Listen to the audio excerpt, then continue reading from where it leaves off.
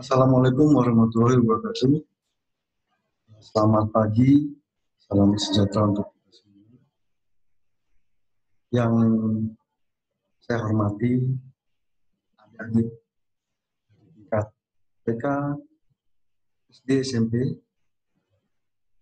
para guru pendamping, dan orang tua wali murid peserta didik. Sebelum kami menyampaikan pada pagi hari ini, pertama-tama mari kita panjatkan puji syukur kepada Allah berkat rahmat dan hidayahnya. Saya berada di tempat ini, dan adik-adik juga mungkin berada di kediaman atau rumah masing-masing. Semua dalam keadaan sehat walafiat, tetap semangat. Baik adik-adik, sebelum kami melanjutkan, mungkin alangkah baiknya saya akan memperkenalkan diri dengan harapan adik-adik bisa berkomunikasi bukan hanya tatap muka. Nanti yang kami sampaikan bisa diterima oleh adik-adik semua. Perkenalkan untuk nama, saya Sofian Amiruddin, pangkat Kapten Infanteri untuk NRP 2196 0095 2205. Untuk tempat tanggal lahir saya dilahirkan di Jakarta pada tanggal 19 Mei 1975. Untuk status keluarga, saya punya istri satu, dan hanya satu saja ada dia, anak dua. Sedangkan untuk alamat, di Perumahan Panorama Asri, Tegal Rejo, Salatiga. Baik adik, untuk riwayat jabatan saya dulu masuk tentara dari mulai Sersan 2. Tapi akan saya sampaikan ini jabatan yang perwira saja. Karena kalau saya sampaikan riwayat jabatan dari mulai bintara cukup banyak ada di. Kami untuk menjadi perwira di Pama Kostrat di tahun 2010. Setelah itu jadi Danton 3 Kompi di 1411 Kostrat di Salatiga di tahun 2010. Setelah itu saya jadi Danton 2 Kompi di Sama di 1411 Kostrat tahun 2011. Setelah itu karena ada penugasan ke Kalimantan, tepatnya di Kalimantan Timur, menjaga perbatasan Malaysia Indonesia, kami sempat pindah ke Batalion 413 yang berada di Solo tahun 2012. Setelah kembali dari Solo, kami dikembalikan lagi jabat Danton 1 di Kompi di Unit 14 Salatiga. Setelah itu menjabat Pasipes di Unit 11 sama di Salatiga. Menjabat Pasipes kurang lebih 1 tahun. Kami dijabatkan sebagai Komandan Kompi C di Unit 14 juga, Pasrat. Di tahun 2016 kami pindah ke Solo kembali di 6 Pasipes Lok 5. Kami juga tahun 2017 menjabat Pasibinpes sama di Brigif Solo. Di tahun 2018 pindah jabatan ke Satuan Teritorial, yaitu sebagai Pasop di Kodim 0115 Kendal. Di sana kurang lebih 1 tahun, itu menjabat dan Ramil 07 Sukurju, sama di Kodim 0715 Kendal. Di tahun yang sama, saya juga sebagai PJS dan Ramil 09 Pantungan di Kodim 0715 Kendal. Di tahun 2020, tempatnya di bulan Januari, saya pindah sebagai Pasiter Kodim 0714 Salatiga. Untuk kepangkatan 62 2009, yaitu 2013 dan Kapten 2017. Pendidikan umum S3, tapi S3-nya SD, SMP, dan SMA. Untuk tanda jasa, kesetiaan 8 tahun, kesetiaan 16 tahun, SL Seroja, dan SL Dharma Nusa. Untuk penugasan operasi,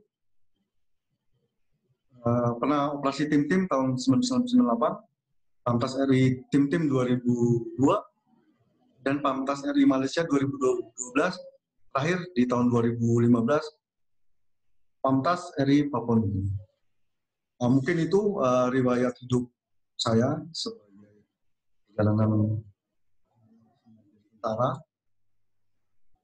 Mungkin sebelum saya menyampaikan tentang materi yang akan saya sampaikan, kami menghimbau terus-menerus kepada kita semua, terutama adik-adik semua,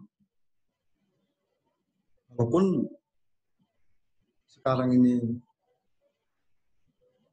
kita musibah yang namanya bencana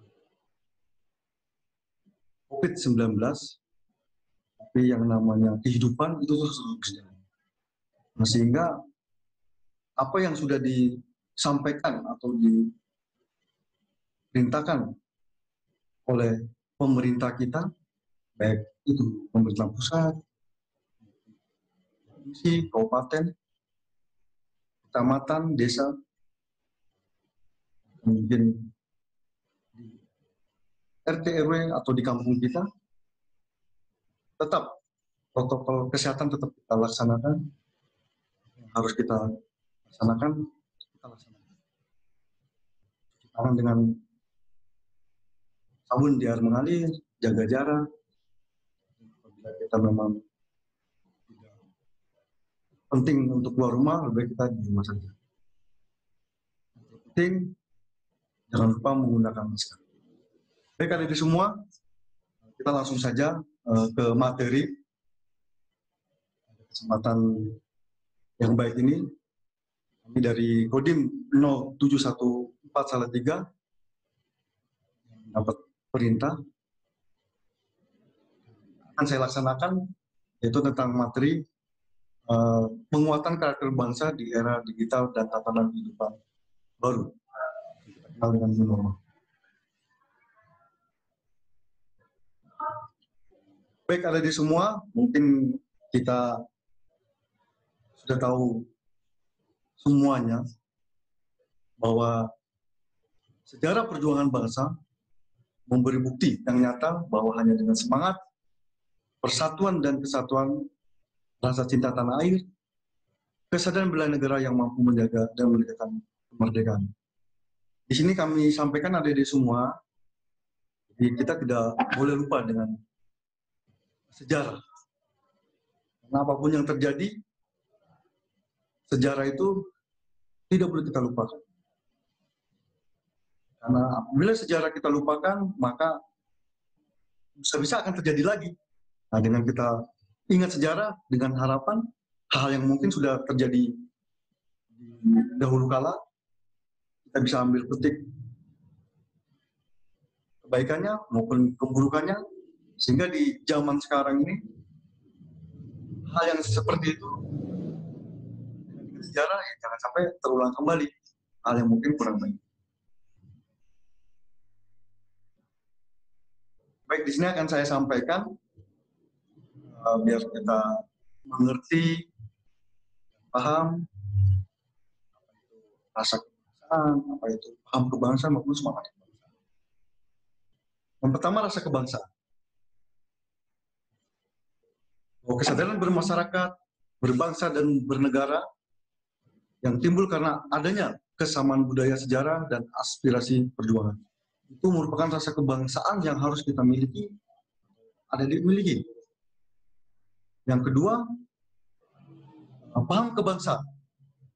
Itu berupa pemikiran rasional tentang hakikat dan cita-cita kehidupan, serta perjuangan yang menjadi ciri khas bangsa, kita kenal dengan Budi Utomo, 1908, Sumpah Pemuda pada tahun 1928 yang menjadikan faktor utama dalam mempersatukan perbedaan yang ada.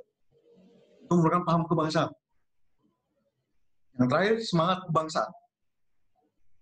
Itu menyatunya rasa kebangsaan dan paham kebangsaan Indonesia sehingga menimbulkan tekad sejati untuk membela dan rela berkorban bagi kepentingan bangsa dan negara yang kita kenal dengan nasionalisme. Jadi ketiga hal tersebut, rasa kebangsaan, paham kebangsaan, semangat kebangsaan harus kita miliki. Karena apabila hal tersebut sudah kita ada pada diri kita, insya Allah saja bangsa Indonesia ini akan maju terus, akan menjadi negara yang disegani oleh negara-negara ini. Tadi di awal kami sampaikan soal karakter, kami sampaikan nilai-nilai karakter. Nah, beberapa hal tentang nilai-nilai karakter yang tadi saya sampaikan juga harus ada di diri kita. Ini lebih detailnya. Yang pertama itu semangat. Yang kedua, ulet, gigih, tangguh, dan pantang menyerah. Yang ketiga, tabah dan sabar.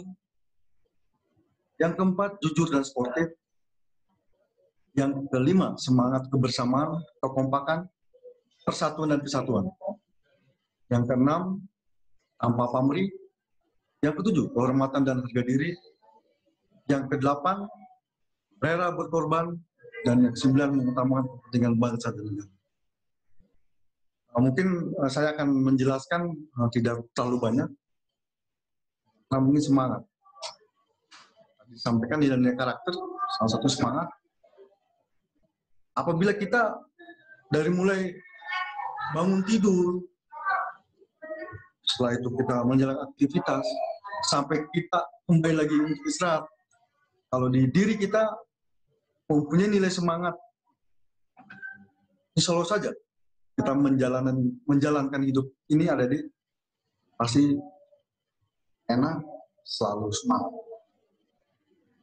Makanya kalau misalnya kadang kita melihat atau mendengar siang maupun sore maupun malam pasti ada yang menyampaikan bukan selamat sore, selamat siang, bukan, tapi semangat siang, semangat sore maupun semangat malam. Itu tujuannya apa? Supaya kita tetap semangat. Untuk menimbulkan itu, makanya itu maksud ini nilai karakter. Yang kedua, ulet dan gigih, tangguh dan pantang menyerah. Apapun pekerjaan kita, mungkin ada dia sebagai pelajar, yang TK, mungkin yang SD maupun SMP, pantang menyerah dalam hal mungkin ya saya ambilkan contoh mungkin dalam mengerjakan PR di rumah. Kalau memang ibaratnya bisa dikerjakan oleh adik-adik yang namanya PR, pekerjaan rumah dikerjakan dengan pantang menyerah, dengan gigih, ulet, tangguh, yang mudah-mudahan pekerjaan rumah yang diberikan oleh guru kepada adik-adik semua bisa dikerjakan. Tabah dan sabar, jujur dan sportif. Ini nilai jujur dan sportif. Mulai kita tanamkan dari mulai masih SMP, jujur. Ya, contohnya kita ambil contoh. Mungkin saat adik-adik belanja di kantin, ya, kan ngambil kue atau jajanan itu kan tinggal ngambil saja. Dan disitulah kita harus tertanam kejujuran kita. Kalau memang makan gorengan mungkin hanya 2, ya sampaikan sama ibu kantin atau yang penjual ya 2, jangan sampai artinya ada beli atau makan gorengan atau makan kue 3 bilangnya 1. Nah, itu jangan sampai terjadi ada. Kita jujur mulai dari sekarang, sportif, depannya akan tertanam di dalam diri adik sendiri. Kegiatan yang ibaratnya bukan kejujuran. Karena orang jujur itu pasti, ya mohon maaf adik ya, sudah susah sekali. Tapi kalau dari sekarang kita sudah menerapkan, membiasakan diri jujur dan sportif, kedepannya ada dia menjadi seorang, kita tidak tahu ya, mungkin ada di semua pasti menginginkan masa depan yang cerah kan, seperti itu. Mungkin ada seperti saya menjadi tentara, mungkin jadi polisi, mungkin jadi, ya bahkan mungkin jadi, bisa jadi kepala desa, lurah, camat, bupati atau wali kota, mungkin jadi pejabat-pejabat yang mungkin sangat dibutuhkan oleh masyarakat. Karena kalau seandainya kita berbuat jujur, pejabat kalau sudah berbuat jujur, kan masyarakat akan sejahtera. Itu mungkin saya masalah karakter, mungkin saatnya itu tentang rela berkorban. Rela berkorban di sini, ya intinya apapun yang diberikan tugas pada adik-adik, ya sudah, kerjakan saja, laksanakan saja. Itu akan kedepannya akan membawa saat nanti adik-adik sudah dewasa.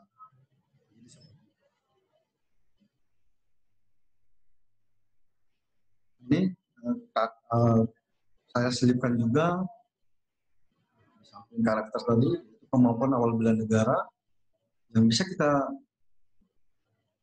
lakukan. Yang pertama, ya dengan hidup bersih dan sehat. Kedua, keseimbangan jasmani, kedisiplinan dan ketertiban, ulet tahan uji dan pantang menyerah. Serta yang terakhir, kita sebagai pelajar yang tugasnya adalah rajin belajar dan giat bekerja. Itu apa yang kita harus lakukan dalam hal untuk bela negara. Seperti saya mungkin sebagai TNI, biasanya pasti menjaga kebutuhan wilayah NKRI kan, seperti itu. Adik saat ini hidup bersih dan sehat, mempunyai keselamatan jasmani, disiplin dan ketertiban, ulet dan tahan uji, pantang menyerah, serta yang terakhir itu rajin belajar dan giat bekerja. Itu saja yang dilakukan. Nah ini masalah tindakan kita terhadap media sosial. Memang belakangan ini kita melihat banyak orang-orang, mungkin adik-adik bisa melihat di surat kabar atau di media online tentang penggunaan media sosial yang ibaratnya akhirnya menjerumuskan kita sendiri di dalam tindakan kita terhadap medsos. Berpikir sebelum bertindak. Harus berpikir dulu sebelum bertindak. Memang media sosial itu mengubah wajah dunia. Informasi tidak terbendung. Kita bisa melihat apa saja yang ada di dunia ini dengan media sosial. Ketik, pencet, klik, wah langsung itu. Mau ada dia berada di luar negeri, sudah bisa tahu. Oh, di sana mau mana udah tahu. Materi-materi apapun ada di sana. Informasi-informasi pun ada di sana. Makanya intinya ada di semua, berpikirlah sebelum bertindak dalam menggunakan media sosial.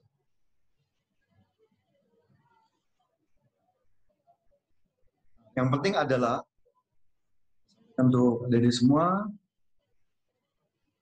jangan mudah percaya atas berita yang dibaca sehingga ingin segera menyebarkannya. Itu yang penting tadi. Jadi setelah kita buka HP, melihat informasi, jangan mudah percaya dulu atas berita yang dibaca itu. Sehingga kita ingin segera menyebarkan. Jangan. Cek dulu kebenarannya. Jangan lakukan jika bersifat fitnah, menebar kebencian atau memecah belah. Jadilah penebar kedamaian. Itu kita harus camkan, ada di semua. Sekali lagi, jangan sampai kita salah arah, tidak bijak dalam menggunakan media sosial. Ini saya sampaikan, mungkin ada deh, saya pertegas lagi. Ketika menerima informasi, mungkin di benak kita, di awal saya sampaikan, dibagikan atau tidak dibagikan. Apabila memang mau dibagikan, cek kebenaran informasi itu. Benar dan bermanfaat, ya boleh kita bagikan. Tapi kalau misalnya seandainya tidak benar, jangan dibagikan karena tidak bermanfaat. Jadi sekali lagi, ketika menerima informasi harus betul disaring. Kan dibagikan atau tidak dibagikan. Informasi memang itu bisa dari teman, dari siapa saja, mungkin dari grup, dan dari mana saja. Sebaris kata dapat memberikan harapan besar. Dapat memberikan awan kelabu. Wah, atau lebih kejam dari pembunuhan. KTD sudah tahu. Wah itu fitnah. Posting di media sosial seperti tinta permanen. Diam itu emas, lebih baik diam daripada melakukan perbuatan tidak ada manfaatnya. Saya sampaikan di sini untuk mungkin kenapa disampaikan bahwa postingan di media sosial seperti tinta permanen. Karena apabila adik-adik semua sudah mengirim informasi atau berita tersebut, itu susah sekali dihapus, makanya disampaikan tinta permanen. Oke, mungkin di HP adik-adik semua mungkin itu sudah terhapus. Tapi di HP teman-teman kita, di HP mungkin di grup kita, atau di tempat yang lainnya mungkin tidak akan bisa terhapus. Jadi makanya sekali lagi informasi harus betul-betul dicari. Intinya bijak dalam menggunakan media sosial.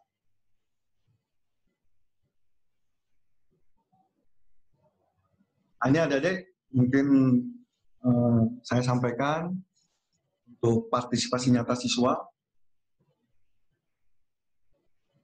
Pertama, rajin belajar, meningkatkan kualitas diri. Yang kedua, aktif dalam kegiatan OSIS, KMR maupun pramuka. Yang ketiga, mengikuti upacara bendera. Sekolah mungkin setiap hari Senin, upacara-upacara hari besar lainnya. Yang keempat, mentaati peraturan sekolah dengan baik. Hindari tawuran, hindari narkoba, pemiras. Mengikuti pendidikan mungkin bela-bela, misalnya ada kegiatan mungkin kalau di Kodim kemarin juga kita melaksanakan kegiatan kader pelatihan bela negara atau tentara, tapi itu diikuti memang anak-anak hari full, soalnya menciptakan kondisi damai di dan keamanan di lingkungan. Jadi itu partisipasi nyata ADD sebagai pelajar atau sebagai siswa yang tingkat mungkin tingkat TK, yang mungkin kalau tingkat TK kan banyak permainan-permainan mungkin. SD yang mulai belajar sampai mungkin SMP belajar yang dia. Mungkin usia adik-adik saat ini sampai dengan nanti 25 tahun yang akan datang, itu kita sudah, atau adik semua sudah akan usia matang. Dan TK nanti sudah umur 25 tahun, akan lebih kan. Intinya kalau sudah dari saat ini sampai umur 25 tahun nanti ke depan, itu sudah usia matang semua. Jadi adik-adik berusaha hampir sama semuanya. Akan bersaing sama rekan dan anak bangsa lainnya. Jadi harus disiapkan dari sekarang. Jangan sampai nanti tidak disiapkan. Jadi ke depannya dari mulai yang tingkat TK maupun tingkat SD maupun tingkat SMP akan bersaing sesama rekan-rekannya dan dengan bangsa lain juga. Makanya harus disiapkan dari sekarang.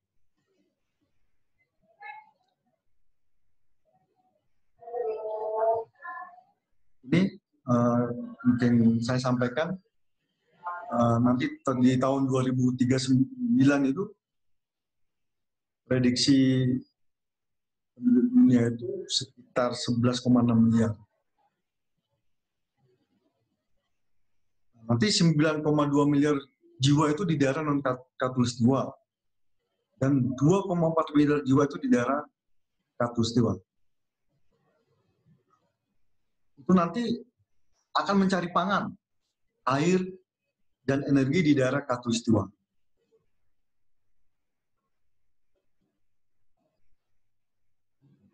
Bapak saya sampaikan untuk energi makin lama makin habis, sedangkan penduduk itu makin lama makin bertambah.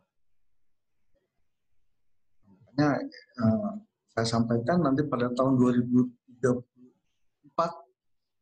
apakah kita semua bisa hidup layak. Saya sampaikan bahwa energi itu makin lama makin habis dan penduduk makin lama makin bertambah.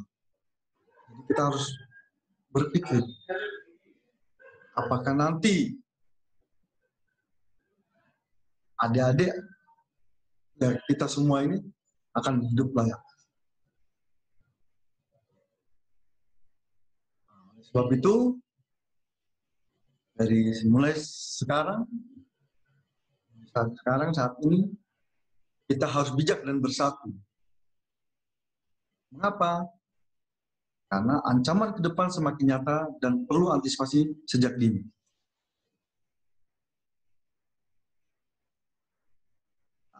Atau kita semua perlu mewujudkan kesamaan persepsi tentang ancaman dan solusi oleh semua komponen masyarakat. Motor siapa adik-adik? Adalah pemuda. Ya adik-adik ini. Nanti adik-adik menjadi pemuda, ya nanti motornya. Hanya harus disiapkan dari sekarang. Sudah ini harus kita siapkan. Sebagai generasi muda Indonesia, apa sih yang harus dilakukan? Adalah generasi muda yang oke. Jadi saya sampaikan dari awal disiapkan sehingga nanti adik-adik semua menjadi generasi muda yang oke. Jangan mudah terpengaruh budaya asing dan arus globalisasi. Mungkin kita rasakan sendirilah bagaimana derasnya budaya asing masuk ke Indonesia seperti ini. Nah, dipersiapkan jangan mudah terpengaruh budaya asing dan arus globalisasi. Selalu berpikir jernih, bijak namun kritis, melihat hal yang aneh. Harus berpikir seperti itu. Nggak apa-apa dari mulai sejak dini berpikir jernih, bijak, namun kritis melihat hal yang aneh. Supply kalau bukan ada di semua. Dan memikirkan nanti ke depannya bangsa dan negara kita akan dibawa kemana. Rayalah mimpimu, ajaklah teman-temanmu meraih mimpi bersama-sama. Bagaimana untuk meraih mimpi?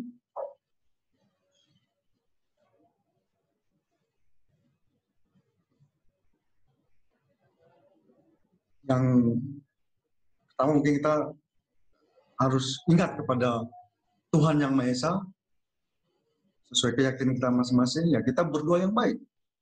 Selalu berdoa, memohon kepada Tuhan Yang Maha Esa, semoga apa yang kita inginkan, semua apa yang kita harapkan akan terkabul. Selanjutnya, mimpi atau cita-cita. Ya memang semua berawal dari mimpi dulu. Mimpi, punya cita-cita, dan itu akan tercapai. Itu fokus dengan target apa yang diinginkan. Harus percaya diri, bekerja, harus luas juga ada. Dan harus bekerja sama juga. Dan terpenting tetap belajar dan lakukan dengan hati. Kenapa sih dilakukan dengan hati? Karena hati itu, kalau hati adik-adik semua ibaratnya baik, insya Allah saja apa yang diinginkan atau yang dicita-citakan pasti akan terwujud. Ini di masa COVID-19, di awal tadi saya sampaikan bahwa kita harus terus berbuat, terus ibaratnya menjalankan hidup ini. Akan saya sampaikan mungkin penyampaian dari Pak Jokowi atau Presiden kita, berdamai dengan COVID bukan menyerah. Tidak menyerah, tapi menyesuaikan diri dengan mengedepankan protokol kesehatan yang ketat dilaksanakan. Ini bukan dilema, kehidupan kita sudah pasti berubah untuk mengatasi risiko wabah. Itu keniscayaan. Kita kembalikan produktivitas kita dengan optimisme, karena kita juga tetap menerapkan berbagai mekanisme atau pencegahan. Juga saya akan sampaikan, mungkin sering disampaikan tentang protokol kesehatan, terutama apa sih itu social distancing, itu jauhi kerumunan, kerja, belajar, dan ibadah di rumah, minimalisir bersentuhan dan berdekatan dengan orang lain, usahakan berjemur matahari di teras rumah, pastikan sirkulasi udara baik sehingga terhindar dari ruangan lembab, tunda kegiatan massal seperti arisan, reuni, dan sebagainya. Ada dia mungkin tadi di awal disampaikan bahwa kita sering diharapkan atau dianjurkan kegiatan dilakukan di rumah, selalu gunakan masker, ganti setiap hari, dan langsung buang ke tempat sampah tertutup. Masker yang mungkin masker dari medis itu, kalau menggunakan masker yang dari bahan lain, bisa dicuci. Itu kemudian kita cuci tangan dengan benar dan yang mengalir. Untuk menjaga imun kita itu konsumsi makanan yang bergizi. Setelah cukup, upayakan ruang terpisah dengan anggota keluarga yang lain dan jaga jarak dengan orang sehat yang minimal 1 meter. Mungkin dari kami dan materi cukup sampai di sini dulu, karena waktu yang diberikan kita, sebenarnya masih banyak yang ingin saya sampaikan. Baik, akan saya sampaikan untuk pesan-pesan. Untuk pesan, saya mewakili dari Kodim 0714 Salatiga, berkesan sekali diberikan kepercayaan untuk melaksanakan kegiatan ini. Ya, semoga apa yang saya sampaikan walaupun tidak terlalu banyak, sangat berbeda biasanya kita melaksanakan kegiatan langsung berhadapan, ini kita langsung seperti ini. Jadi ya sangat berkesan sekali. Ya, semoga apa yang diberikan bisa bermanfaat untuk adik semua. Untuk pesan, di awal sudah saya sampaikan, intinya adik sebagai generasi muda, generasi penerus yang akan melanjutkan kita semua yang mungkin sudah tua, kan? Dan saya juga nanti sudah harus digantikan oleh generasi yang akan datang, disiapkan dari sekarang. Apapun itu cita-citanya. Baik menjadi aparat keamanan seperti saya sebagai TNI, sebagai Polri, maupun guru, atau cita-cita yang lainnya, disiapkan dari sekarang. Kedepannya persaingan sangat ketat. Kalau bukan adik-adik sendiri yang menyiapkan, siapa lagi? Orang tua hanya bisa memfasilitasi, hanya bisa membimbing, hanya bisa mengarahkan. Tapi peluang semua itu tergantung kepada adik-adik semua. Bila mungkin mau jadi seorang TNI atau Polri, ya disiapkan. Jaga kesehatan, bina fisik,